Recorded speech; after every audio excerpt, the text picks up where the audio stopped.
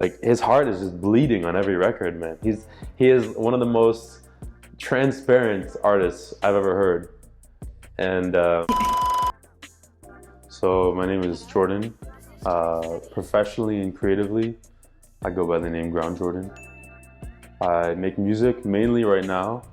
I dabble in a few other things too. I'm working on like some web design and whatnot, but I'd say the main thing I do is music, and I've been doing that for like 4 years. So. What is art? What is art? Yeah. To me, art is anything that moves you. I'm gonna steal that answer from the disgraced Shia LaBeouf, but he was right when he said that art is anything that moves you. I've met people who disagree. I've gotten into conversations about that, but I think, you know, it's even like memes. Memes is like an underrated art form because you just share like a tiny, there's so much like context that you can put into a meme, but yeah, it also like helps the way you perceive your surroundings if you assume that like art is anything that moves you. But that's, I do believe that. Give me an artist who is super underrated. I mean, I could go on for days, but I've been listening to an artist named Kenny Mason for 2 years now, since around COVID, like the start of the pandemic. And he's from Atlanta, so he has like a lot of like the bubbly, like Atlanta trap sound, but he mixes that with like grunge, and like you can tell he's very inspired by like Nirvana and like Seattle grunge, stuff like that. And it's all like a really authentic blend of rock and rap, and like there's other stuff as well. You know, he's inspired by like Frank Ocean and stuff like that, but his approach to music is very interesting. I've never heard anything like it, and he is getting his flowers. Like he's performed at Coachella or like Lollapalooza, big festivals like that. But it's surprising to me that he hasn't had more of like a mainstream success. But yeah, I really love Kenny Mason. Should you also touch on the song? My favorite song by Kenny Mason is a song called Pup. And a lot of his branding is based around like dogs and like puppy, big dog, a little pup. Like he calls his fans like the pup army, whatever. So it's like a very symbolic song for like his brand, but also that song has like, it's kind of like a beat switch in the middle, and it goes from like some like Memphis, like almost like crunk type shit with like a 3-6 Mafia type sample and him rapping, and it changes to like a real like alt rock ballad type thing. I think it's really beautiful. And then the video is really well done too. It's edited by this guy named Uncle Luke from Florida, who does a lot of like Denzel Curry's videos.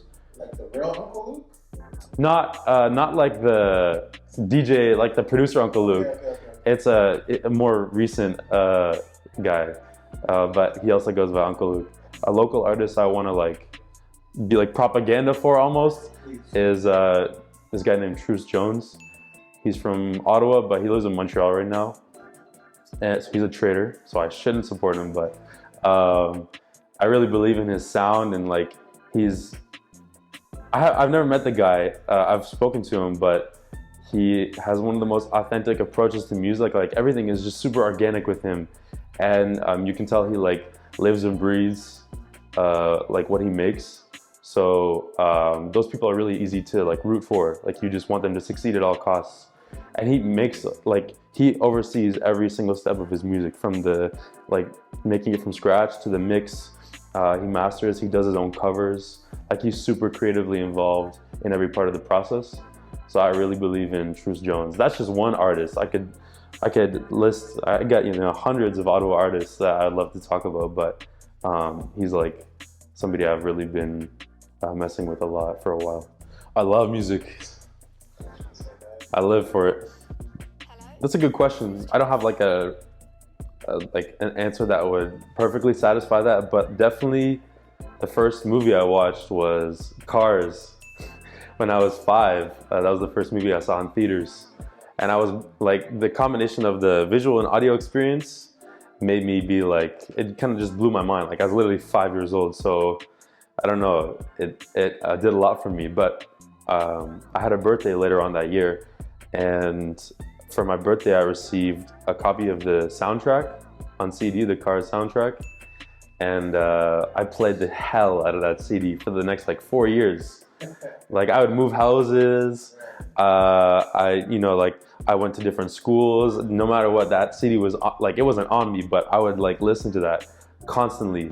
And if I had friends over, that was all they were gonna hear. Like if I had any say in what the music was gonna be, it was gonna be the Cars soundtrack. And like half of that shit is like orchestral music. Like it's just like, so half of it is like real songs, like Life is a Highway or whatever. But half of it is just like violins. So 7-year-old me was had interesting taste in music. One specific song that like resonates in my head that made me fall in love with music might be Heartless by Ye, because I was either 7 or 8 when that came out. I'm born in 2000, so that album was 2008. So like that whole era of like that part of my childhood, it would play on the radio. So like it is a little bit of like just me hearing the radio, but that song would stick out because I don't know, something about it was really catchy to me.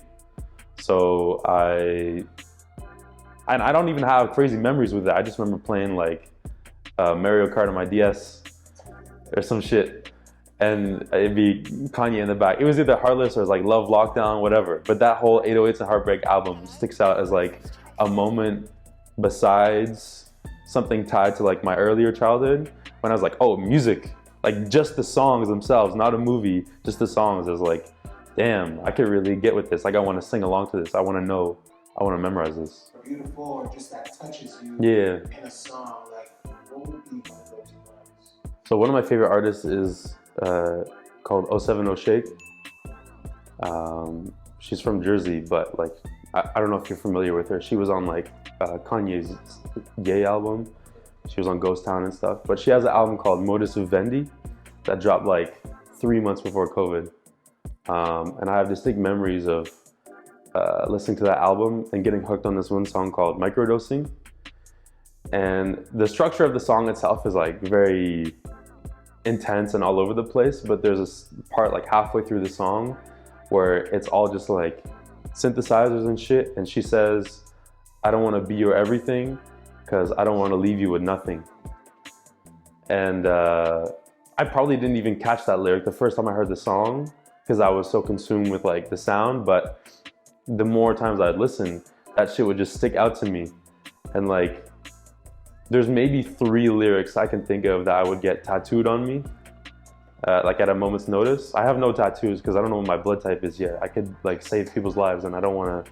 You can't like donate blood if you have tattoos and shit. But like yeah, that's one lyric. I don't want to be your everything because I don't want to leave you with nothing. Another one might be like the end of like Ghost by Kid Cudi. He says like, I hope they understand that I really understand that they don't understand. And like that, there's a lot of Cudi fans who have that like tattooed on their arm.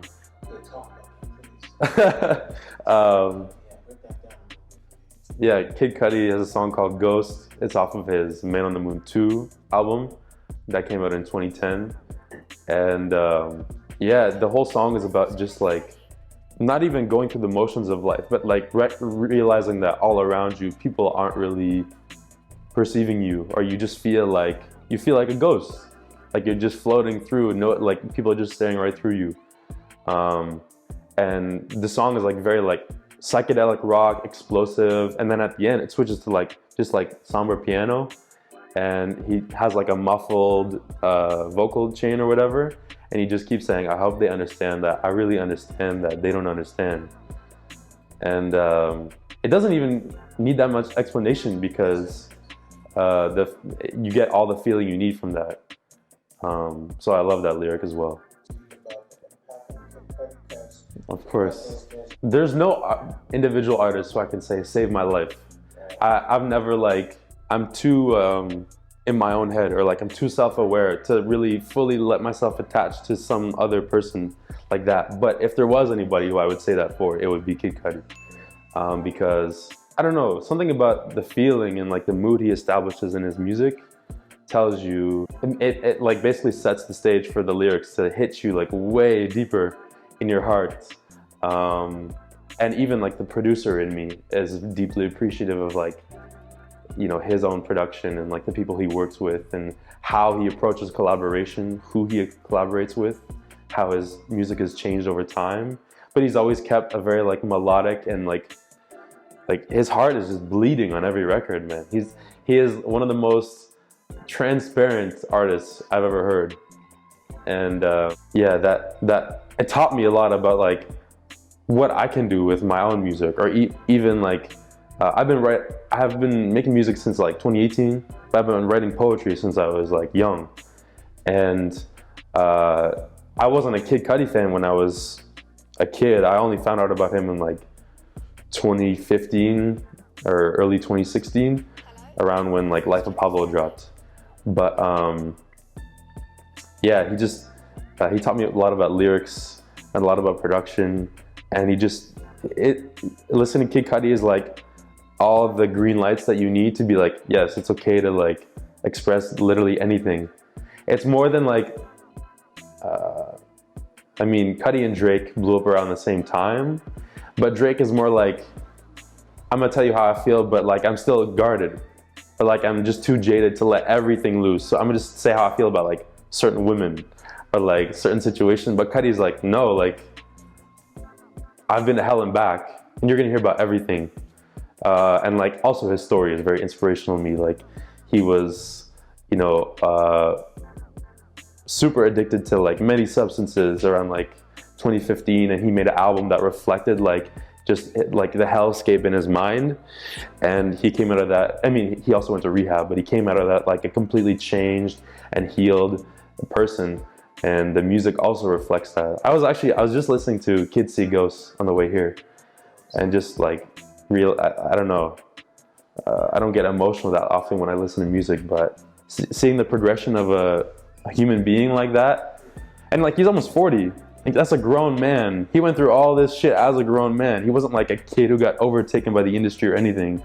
He was like in his mid-20s when he blew up, and he still went through an entire transformation. And like that